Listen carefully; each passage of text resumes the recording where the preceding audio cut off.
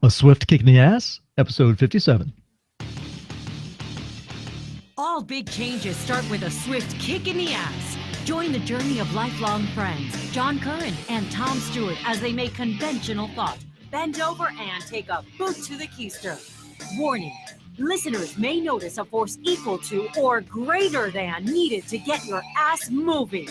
A swift kick in the ass, living life on your terms. Welcome, I'm Tom Stewart, and I'm joined with my lifelong childhood friend, John Curren. And today is number one in the series of gamification, how to break the rules and get your ass moving. Welcome to the show, John. Thanks, Tom. This is such a great topic for everyone. Today we're going to be talking about rules, because gamification, and what that really means is, making your life, turning your life into a game, or in other words, creating a life where you're working hard but you're having fun, I think, is the way to do it. I think society has learned that games aren't necessarily always a waste of time. I think the belief now is that games have evolved to a point to where people are actually learning life skills, and learning about life, and learning about things that they can actually apply in real life.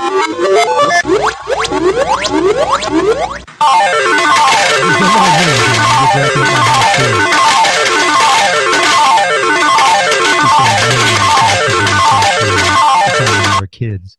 And Man, what used to pirate? Remember, we would stand in front of the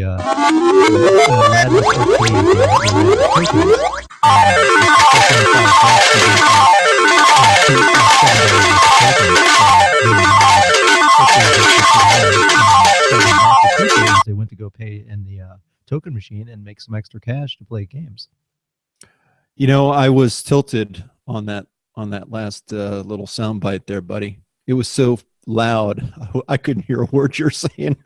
But it's all right. The audience is cool.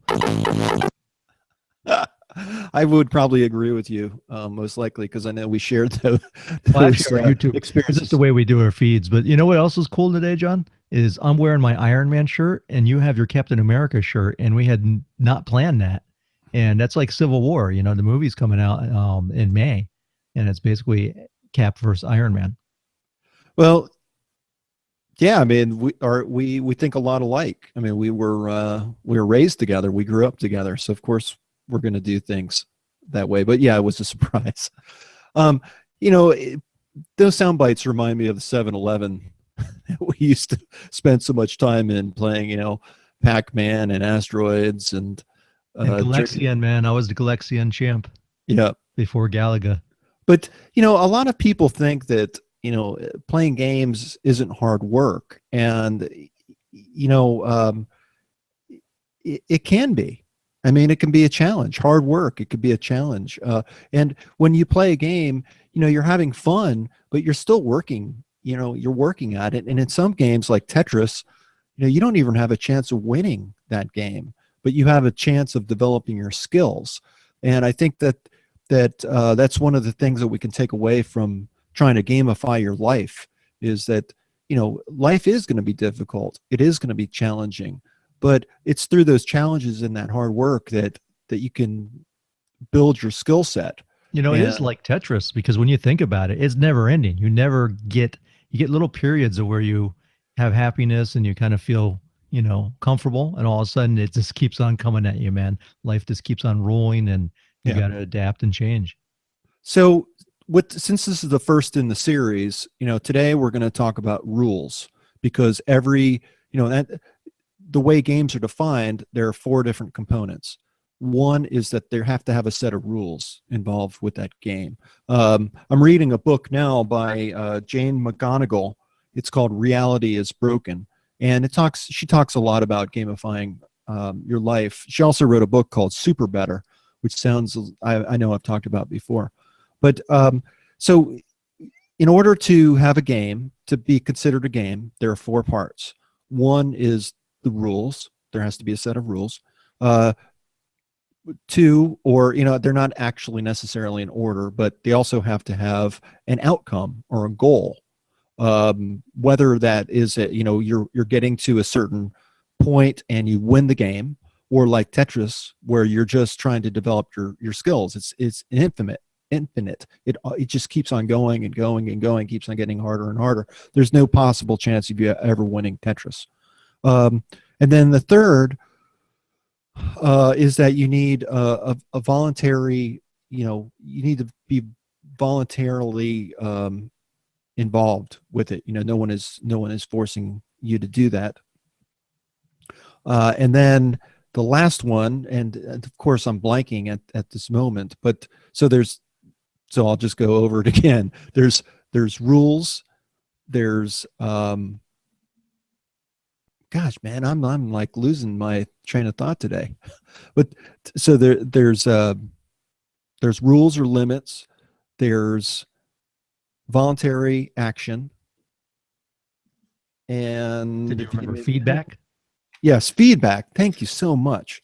You need some way to score, know if you're winning or not, or know how you're doing. You need some type of feedback. Thank you so much. I don't know what's going on with me, but I just totally blanked. As you know, we don't really edit our shows, and that's real life, isn't it? I figure I'd let you falter for a minute or two before I came into your rescue. Thanks, but I am Tom. wearing my Iron Man shirt, so I'm swooped in for the rescue. Yeah, so he's out to get me today. Today's conversation is about rules, and a lot of people see rules as being limitations or restrictions. But the reality is that they don't necessarily have to be. They're really in place to give people a guide that governs behavior or actions. And rules really govern how we treat each other. In life, we talk about fairness and honesty, and rules define what's considered to be right or wrong, as well as what happens when you break a rule. So it's important really to know what the rules are, so you can break them. Absolutely, man. I used to break rules when John and I were little. The arcade games had just come out, and we witnessed the growth of all computer games. I remember being a real little kid and seeing Pong, and the there was two guys, cowboys, and they would shoot at each other, and basically there was a cactus in the middle of them, and the bullets would go real slow and break away pieces of the cactus, and you could move up and down around the cactus, and finally you had to shoot it and kill the other guy. That was about as most violent as any of them got when we were kids. Most of them were based on Breakout, which was another one where the ball came down and you had a paddle and you had to break through the wall, kind of like Tetris in a way, similar. And then Space Invaders was the big breakout hit for us, and then it went on from there with Asteroids and Caterpillar or Centipede, and Donkey Kong came along and revolutionized everything, and Pac-Man and Miss Pac-Man. So all the classics. That's what we grew up with. But they definitely, there's a nostalgic feel there too, that you can relate to, and you can actually relate these to your life easily.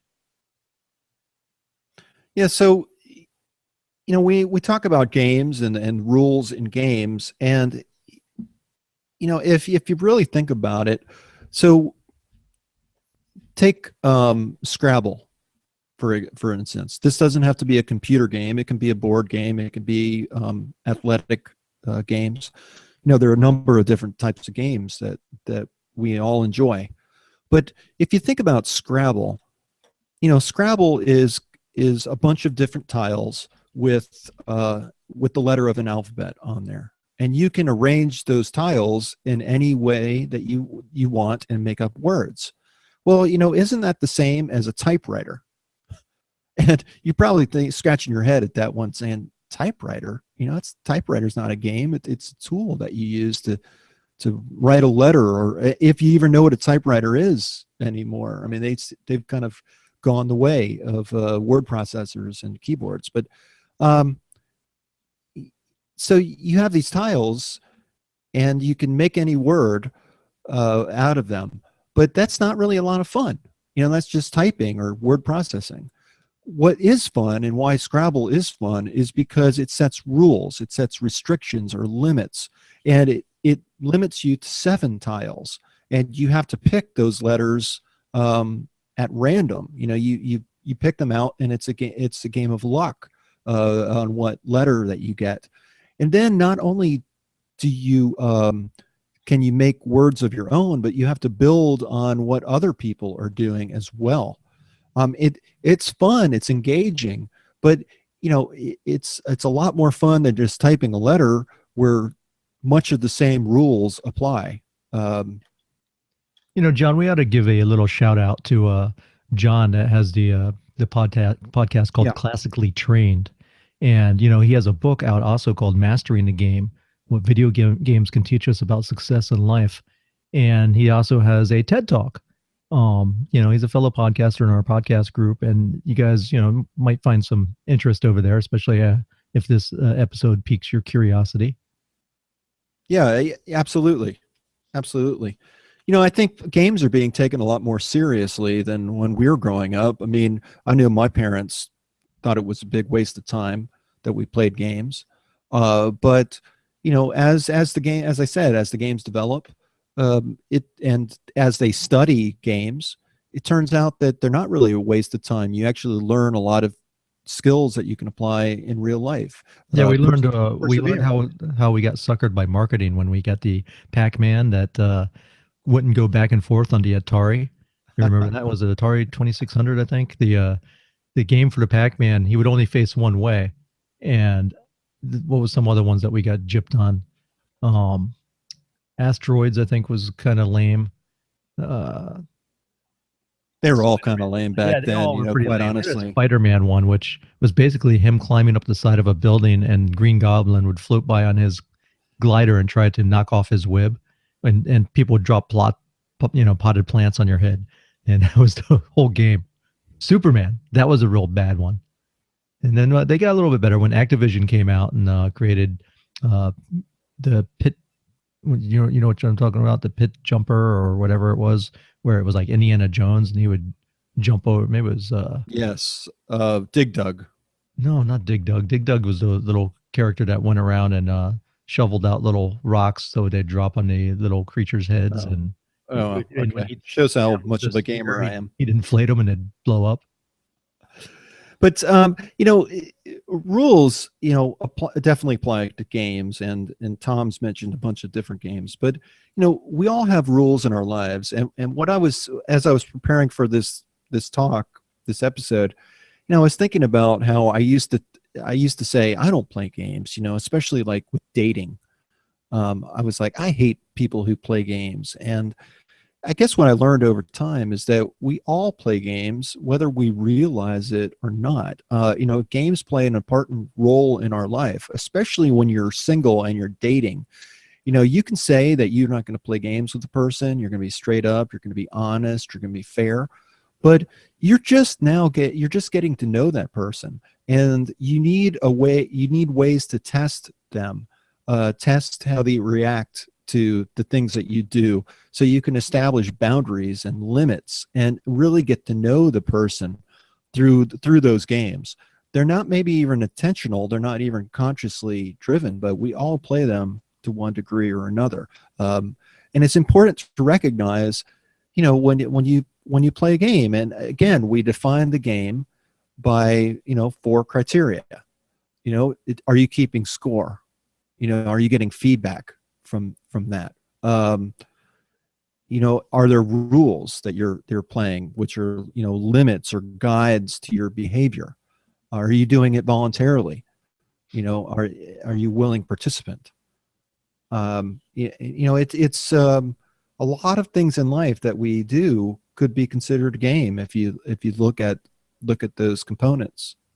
Absolutely. John, I since our show is about personal change, I took the liberty of doing some research as far as what others out there thought or were the rules of personal change. And Good. I'm actually breaking the rules because I'm going to give you some rules. I'm not necessarily going to tell you how to break them, but I am going to give them to you. And I found this was real interesting. I found it on Psychology Today, and it's called the 10 Rules of Change, where change isn't easy but possible. An expert offers 10 Rules of Change by Stan Goldberg, which is a PhD.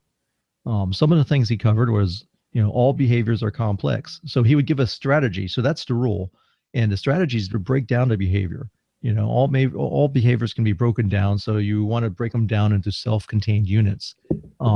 We practice this, and when we talk about setting small goals, rather than trying to take everything on at once, just try something simple.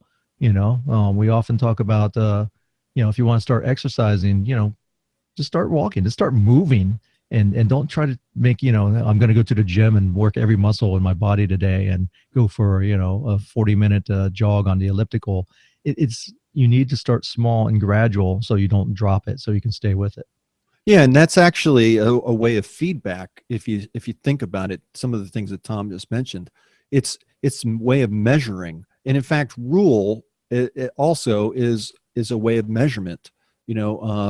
And it, like Tom said, if you do things small, if you're looking to accomplish something, take it in small steps. Like when I was trying to pay off my debt, I looked some of the limits that I set, or some of the rules that I set in place, where I'm going to pay off, credit card 1, 2, 3, 4, 5, 50 or whatever.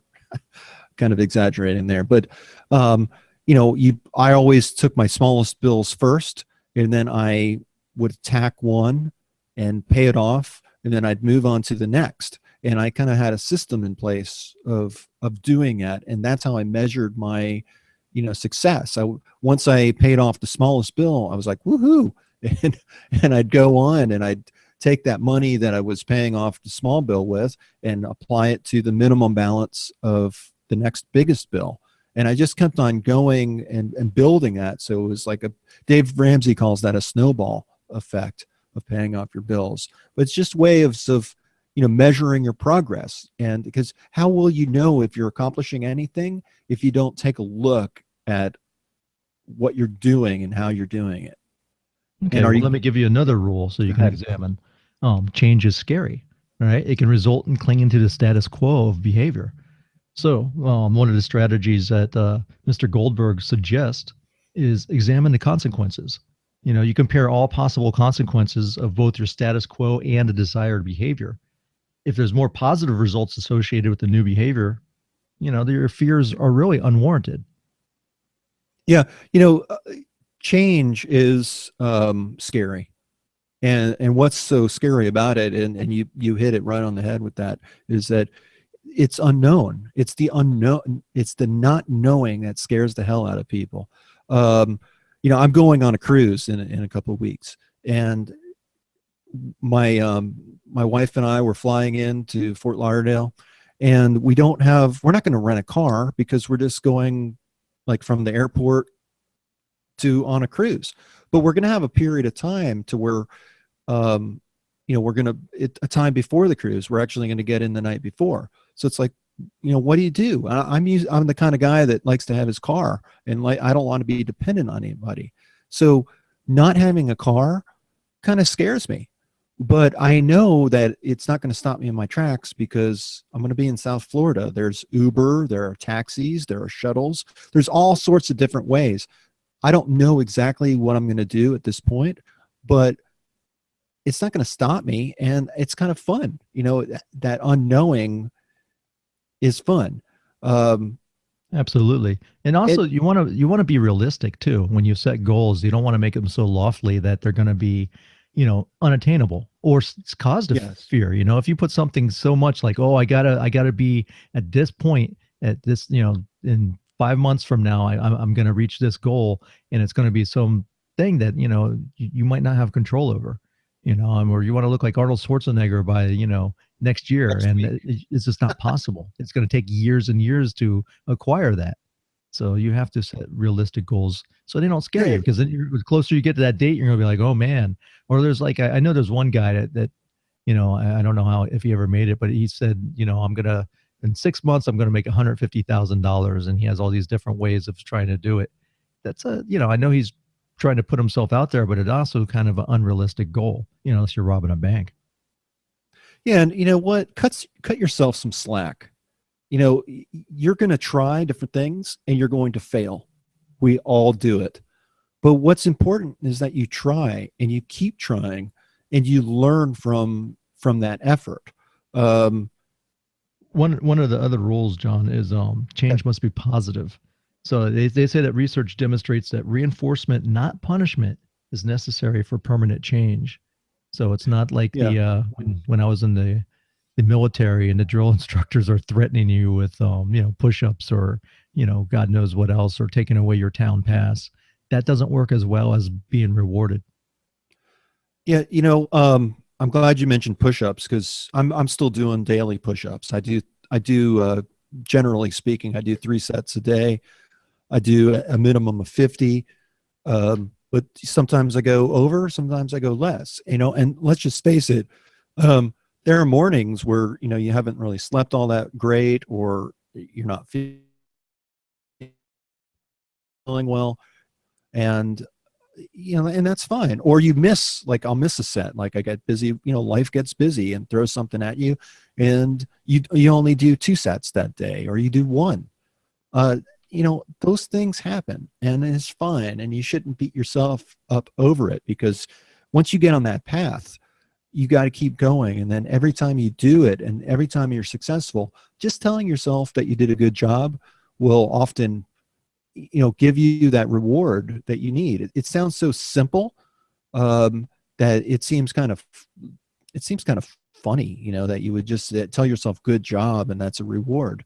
But it really does work. It's these simple things that really make a difference in your life. I'm glad you mentioned that because I've been doing the same thing. I journal all my weights when I lift weights, and I had been making some really good progress on my incline bench, and I was happy. I mean, not like benching excessive weights, but for myself, I keep on seeing a steady growth, and I'll hit a plateau, and because I'll do like 5 sets of five, and the last set's my heaviest weight, and sometimes I get like three, and I'm like, man, I couldn't get the extra 2 reps, and the last 2 workouts I've got up to five on my heaviest weight, so I was happy. Well, this week when I was in Brazilian Jiu-Jitsu, I got arm barred, and if you don't know, that hyperextends your elbow, and that's part of the muscle that you use to push when you're doing an incline press. So I missed my workout in the beginning of the week, and I was really bummed out, and I was like, man, and today I did it, but I was a couple of reps shy of what I did the last 2 workouts, but I knew that I just had to at least try it. And one of the strategies that they say that will help you accomplish that is I had so many other exercise or a couple other exercises mixed in, but I said, you know what, I'm just going to do the real basic. I'm going to do my incline, and I'm going to do a just a light triceps workout. I'm not going to push it because that's the muscle that's sore, but you can simplify anything. So if it's too overwhelming, if it's in that case that you want to exercise and you're like, I just don't have the energy today, do something. Don't just cop out and say, I'm not going to do it. Even if it's a walk around the block, to at least do something. It's better than doing nothing. And if you simplify it and take out the excess stuff that you don't need, you really can just focus down and do maybe what's necessary. You know, what you mentioned, Tom, are these self-imposed limits that are basically rules that we put in place for ourselves.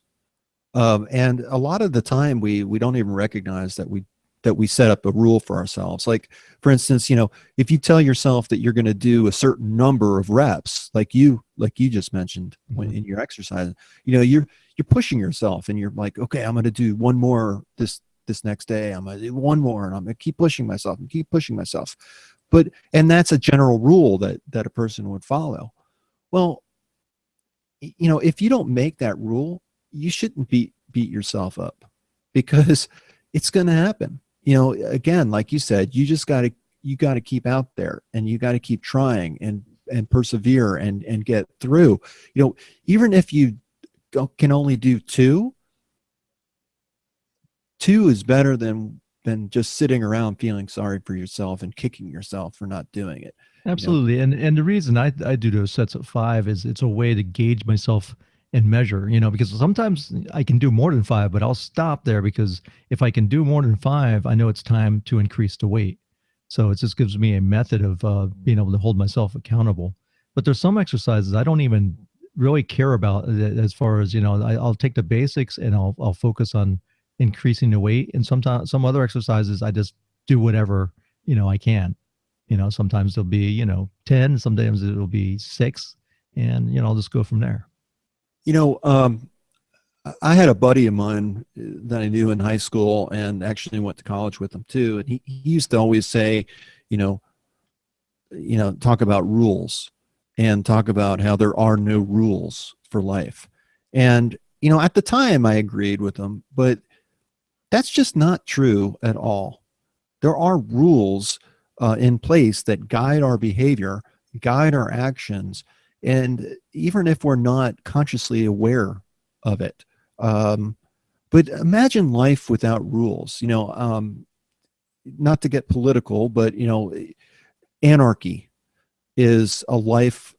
Anarchists are people who believe that there should not be any laws, there should not be any government, and think about what that life would be if you're an anarchist. There's total chaos. It would be like that movie, The Purge, where one night a year, in the future of United States, they allow anything to happen. So murder, any crime is allowed. So you can do whatever you want.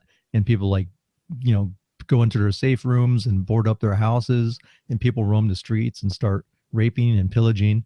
Yeah, it could be that way. Yeah. I mean, being free to do whatever you want sounds like a lot of fun, but even if you are more free to do whatever you want, there are still rules in place. Most people are honest and they're fair and they're giving, and it's hard to imagine those are rules that you have in your life that you govern your actions and your behaviors. Right. They're set there usually to protect you too. I mean, if everyone had ultimate freedom, then you really don't own anything, right? Because someone could just come and say, "Hey, no, it's mine now," because I'm free to take this whenever I want. Yeah, and there's no recourse for that. I've heard a lot of people recently, talk about how they don't understand how how someone could murder someone or some criminal act or something like that. And it just boggles your minds, some of the things these people do. And the reason it boggles your minds is because it's so outside your own line of thinking that you can't even imagine doing something like that. That's just part of who you are. And we find out that there are consequences to our actions. There are rules that we all have to follow, and those rules help us all get along and live in the society. So I'm certainly I'm not big government or anything. I'm not going to talk politics, but I do believe in individual freedom. I'm a big believer in individual freedom, but I also recognize that there is a need for law. There is a role for government, and that's the world we live in, and we need that. We need that structure. So, John, we were still talking about how change must be positive, and I just want to throw a couple strategies out there real quick. One of them is you should think about rewarding yourself. I know we've talked about this as far as if you're quitting smoking cigarettes, you can take that money. I had a friend that did this at work. He took all the money that he used to spend on cigarettes, and at the end of the year, he went on a cruise. So I think that's an awesome way to do it. Simplify the process. I was just talking about this with weight training. Instead of, if I have 5 exercises and I just really don't feel like training that day, what I'll do is I'll say, what's the 2 basic exercises that I need? What's my one for my chest and which ones are my legs? So I'll do like the incline bench and I'll do the squat, and everything else I don't even attempt them. But at least I did the 2 main things that will get me some results. Yeah, when you talk about simplifying things, I think we often we overcomplicate our lives, and we want to jump right in to things. Like, say if you wanted to, exercise is a great example, because I think everyone can relate to that and say, "Oh, I want to go run a mile." Well, you know how difficult that is to just, especially if you live a sedentary life and you're really overweight, it's difficult to even, walk around the block. You can't just expect yourself to start running, walking up a flight of stairs sometimes. Yeah. That's I used to judge sometimes when I would go out to eat when I was at work, and I would park in the parking garage, and I'd park like on the fifth floor. And after lunch, I'd walk up the stairs and I'd be like, my God, man, I need to really, I thought I was in good shape, but I'm 5 flight of stairs are still kicking my ass. Yeah. So, if you don't go for those lofty goals, be more realistic and maybe start by walking up a flight of stairs, or, create some rules and some structure in your life that will help you get going. And, even if it's small steps, you'll get more confidence and you'll keep building upon that. And really that will really take you somewhere. All right. So another rule is slower is better. So, Yeah. yeah. Back in weightlifting, with the weightlifting analogies, they always say focus on form, not the number of reps that you're doing. First of all, it's more important to do an exercise with good form, because that's really that's giving you the foundation you need to build bigger muscle. So it's going to take you a longer time to build up the reps. If you're using good form, you won't be able to get as many reps in, but it will serve you better in the longer run. It's funny that you mentioned that because, Jennifer, my wife, has done CrossFit for like 6 or 7 years, and her gym now has this really, they got rid of CrossFit. They dropped the name. They stopped participating in any competitions, and they stopped the classes. They slowly faded them out, and now they are based on movement. So what their belief is you should learn how to move before you try to learn how to lift weight, because there's so many people that were doing it incorrectly and people started getting injuries, and they were like, well, let's go back to the very basics of basics: human movement, how to hold your posture, how to walk, how to run, how to roll over from one side to the other. So they do a lot of things with bands, and they lost a lot of people that were like, no, I'm a hardcore CrossFitter, I need to stay in, left the gym. But I think they're on to something, because they're really starting at the technique. And I know with Brazilian Jiu-Jitsu, technique is everything. That's why you can get a guy that's 5'5", 130 pounds come in and dominate someone that's 250 pounds and benches 350. It's the mechanics. It's so funny. I read a great quote that really goes along with what you just said. Some rules are nothing but old habits that people are afraid to change.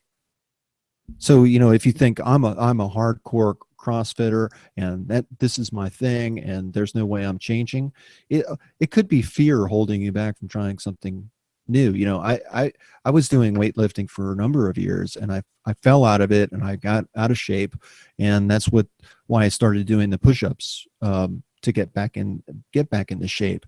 And as I've progressed, I've started to take notice of all these. There's a bunch of different exercises you can do with your own body weight. And even Bear Grylls, the survivalist, who does the show Man versus Wild, he talks about the importance of controlling your own body weight before you actually start lifting weights. And if you really think about it, when you're using heavy weights, your body's not necessarily designed to do that, and it makes you more open to injury. It's better to start off with exercises where you're using your own body weight and you can control yourself. You're going to be less likely to hurt yourself that way. And think of the movements that dancers and gymnasts do. I mean, those are not easy, but they're all body weight, and they have both of them, dancers and gymnasts, have like some of the most perfect bodies in the world. They're not, they don't look like these over muscled steroid guys, but they're very developed. I mean, I would love to look like that. Don't worry, Tom. One day you will. Actually, when I was in high school, I remember someone thought I was a gymnast, and I was like flattered. I was like, oh, cool. Also, appreciate the path. So, you may, they say the journey of 1,000 miles starts with a single step. It's not necessarily the destination that you do want to get to your final goal, but it's the path that you're doing along the way that really is what's so rewarding, and what is life. Like I want to be a black belt in Brazilian Jiu-Jitsu, but it's going to take me a long time. I mean, the average is about 10 years or more, I mean, you're looking at 10 or 15 years, going a couple times a week. If you're there every day training, maybe down to 6 or 7, you know. I mean, there's some people that are phenoms like BJ Penn, MMA fighter, was known to get his black belt in 5 years, which is, unheard of. That's, I mean, you just have to be really good in order to get it in 5 years. And, that's because he had natural talent. He was real flexible and he just caught on and, really loved it and adapted to it. So, at each level, right now I'm a purple belt. It goes white belt, blue belt, purple belt, brown belt, black belt. Well, I stayed a blue belt for 4 years, so at that time I appreciated it because, I didn't feel, if I got dominated by someone that was a higher belt, I didn't feel out of place because I was learning. And if I did good against someone that was a higher belt, it made me really, really pumped up my not say ego, but it really just made me feel good because I felt like I was enjoying the journey. I was working towards something. It's almost like when you cut your grass and you cut your backyard and you still have your front yard to do, but you look at your backyard and goes, damn, that looks good. It's like it's rewarding because you could see something tangible that you've done. And the same thing can apply to life. Yeah. So I've I don't know how far along you are on your list. About a little over halfway. Okay. Because I think it's important too to talk about, we talk about breaking the rules, or, so you can get your ass moving. And let's just, take a moment and for all those parents out there, I'm sure you can all relate to this, in that there are a different set of rules for children than there are for adults. And, like for instance, when you're a kid, you might have a 7 o'clock bedtime. Well, I can pretty much guarantee that most of you, well, except for Tom, because he has to wake up really early to go to work. But, most adults don't have a 7 o'clock bedtime. They stay up as late as they want, and they can cover that. The rules that you have when you're a kid, they're thrown out the window when you get to be an adult. But there are so many rules that we have in our lives that we keep, and they become habits. We don't even think about them. Think about how they guide our behavior and our actions. And you should look at your own life and look at the rules that you follow, things that guide your behavior and your actions. And you might want to throw some of those out, and break those rules to get yourself going. One of the perfect examples, John, one of the things I said was change is scary, right? Well, you can break that rule because sometimes it can be a great motivator. If you lose your job tomorrow, right, all of a sudden you're very motivated to find a way to feed your family and make money. So it's, there are always an exception to the rule. We're just trying to give some guidelines. But, all these I'm sure can be twisted around to, turn it to another idea. Just like sure, rewards are great for change, but, there's also some, I know it's probably why the military still uses it, that, sometimes punishment, sometimes a fear of, oh man, something's going to happen if I don't get my act together. I'm going to have to change. So those are obviously, exceptions to the rules that we're talking about right here. That's actually a great way to get your ass moving, is to put yourself in situations that are scary, where you do have no choice but to move forward. Most people are afraid to change, and they won't change unless they absolutely have to. Like the work example that you just gave, Tom, is great because, if you're comfortable in your job, you might hate it, but it's the devil, and that's a lot easier to live with, than to look for a new job and to go to some unknown circumstance, unknown situation where you don't know the devil. And that can keep you in an unhappy situation for a long, long period of time. Well, that's happening with me right now with my work. We consolidated, took our radio station and moved it in with our TV stations, which also have TV networks, and it's just a huge group of different media assets. And no longer, my boss changed, my hours have changed, my job title has changed, and my job responsibilities have changed. So there's a lot of stuff going. It's almost like I have a new job, but it's it's different for me because I told John pretty soon I'm going to be working overnight weekends. Man, I haven't done overnight weekends since I was in the military and pulling like the mid shift on my airplane. So this is going to be something for me to have to get used to. But I'm trying to look at the silver lining in the clouds, as John always talks about, and saying, well, I'll have some of my days off, and I can go to the beach. Like this morning, I watched the sunrise with my wife, and I'm like, soon I'll be able to do that every day because I'm going to be working overnights. I'm going to work. You'll be up when the sun comes up. Yeah, I'll be coming home from work. Right as I get home from work, I could drive over to the beach and watch the sunrise. That sounds really great, Tom. But I know this from experience. Do not just go to the beach after you've been working all night and close your eyes, because you will wake up and you'll be totally burned on one side of your body. Especially me. That happened to me when I was in college. I was working in a hospital, and I was working the graveyard shift, and it was the end of my, I was about ready to change, and I was going to start going to school, during the day. So I gave up my nighttime job, or my night shift job, and I wanted to go to the beach. It was like the end of summer, and it was going to be the last chance I had to do that.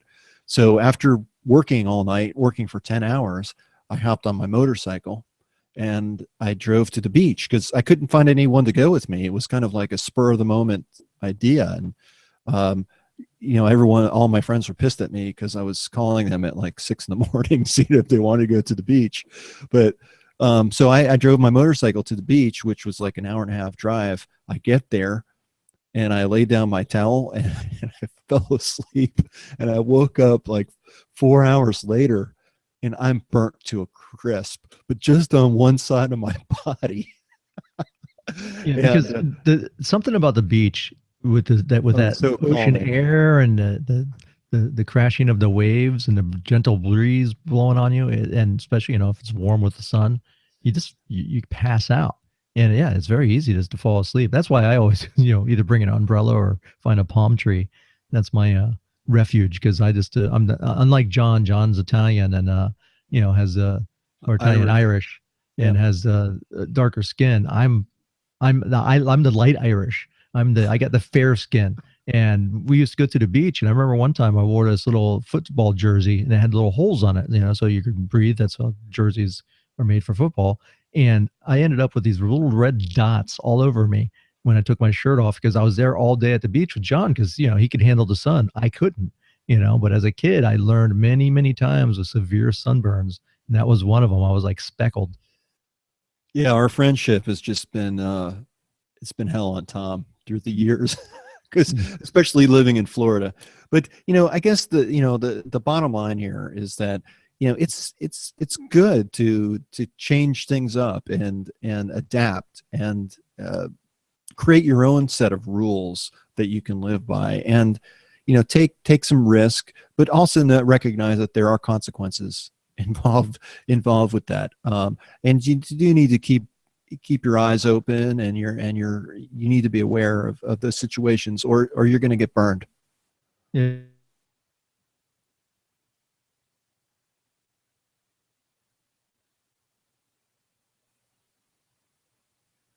Did I lose you, Tom? I think we lost Tom. He's frozen up, and I just see his face looking. Ah, there he comes.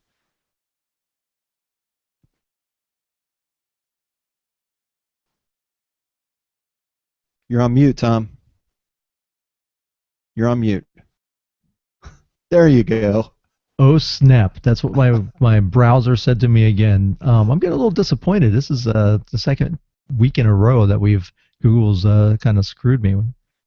And then starting to question. At least stability.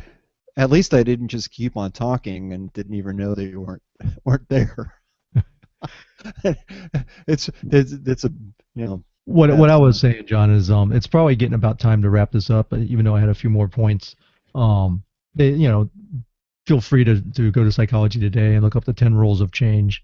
And if you want to browse through and maybe get some more ideas on what you can do what kind of rules you can follow or what kind of rules you can break. One I think I should mention though is it says change requires structure. And it talks about the strategy of identifying what works, revisit your plan regularly, and logically sequence events. And I think that's good advice. That's just like when you're talking about if you're exercising, keep a log. Keep track of what you eat, keep track of what weights and what reps you do, so you can kind of progress. You can kind of look back and have a visual idea of if you're progressing or not, or if you need to change your program. Yeah, I know we're trying to wrap up, but one thing has really been crossing my mind this whole time is I know there are going to be a lot of people out there who say break the rules. It's not good to break the rules, but so many of us, first need to understand what the rules are. And I think a lot of you, probably work work for a business where you get paid time off, and that is a rule. It's a guide for conduct and for action, and that's part of your benefit for working there, is to get paid time off. I'm sure none of you feel bad about taking those days off. You've earned them.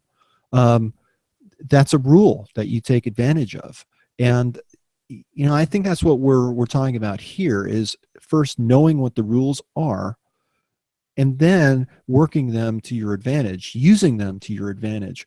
There's no reason why you should feel bad about taking advantage of those rules. They're there for you. They're there for that purpose. You've put in the time to take a day off. You've put in the time to stay home sick. There are rules in place, and we need to make sure that we use these to our advantage. And you can leverage these things to help you get what you want more out of life. So when we talk about breaking the rules, it's really understanding what the rules are, how they are created, why they're created, what the consequences are of breaking them, and then using your own judgment and applying those rules in ways that can help you make a better life. We're going to have a lot more talking, and that's how you make your life a game, and that's how you can enjoy life more. So we'll be talking more about gamifying your life.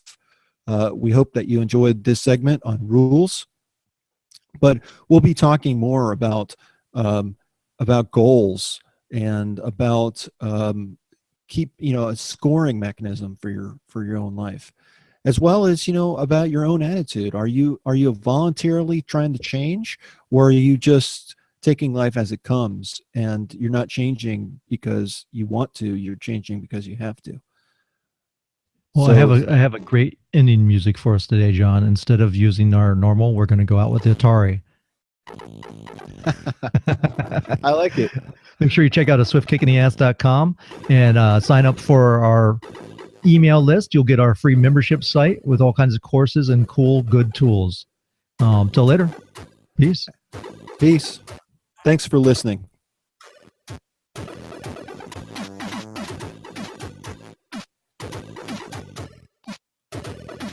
Groovy.